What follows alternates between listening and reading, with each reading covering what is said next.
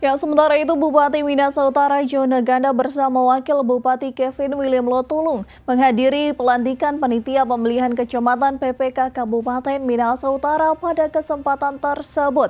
Bupati pun mengucapkan selamat bagi PPK yang baru saja dilantik. Guna mendukung jalannya pemilihan kepala daerah tahun 2024 di Kabupaten Minahasa Utara, Bupati Jona Ganda bersama Wakil Bupati Kevin Lotulung menghadiri pelantikan Panitia Pemilihan Kecamatan atau PPK Kabupaten Minahasa Utara.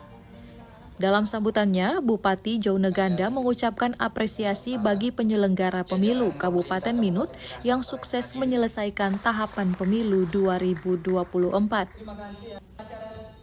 Ia pun meyakini pilkada di Bumi Tonsea akan berjalan dengan baik.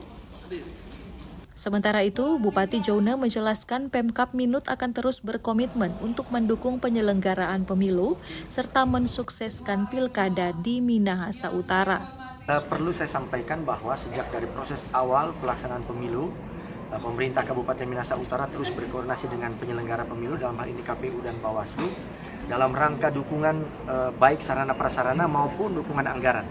Oleh karenanya pelaksanaan pada saat ini adalah merupakan rangkaian yang dilakukan oleh penyelenggara pemilu khususnya untuk pemilihan kepala daerah di Kabupaten Minahasa Utara. Kami pemerintah Kabupaten Minahasa Utara terus berkomitmen untuk terus mendukung penyelenggara pemilu agar pelaksanaan ini bisa berjalan dengan lancar, termasuk kami hadir menyaksikan pelantikan pada saat ini. Bupati Jona mengharapkan PPK yang baru dilantik agar bekerja menjalankan tugas sebagai badan ad hoc dengan sebaik mungkin agar pilkada di Bumi Tonsea bisa menghasilkan hasil pilkada terbaik. Brian Umboh melaporkan untuk Kawan WaTV.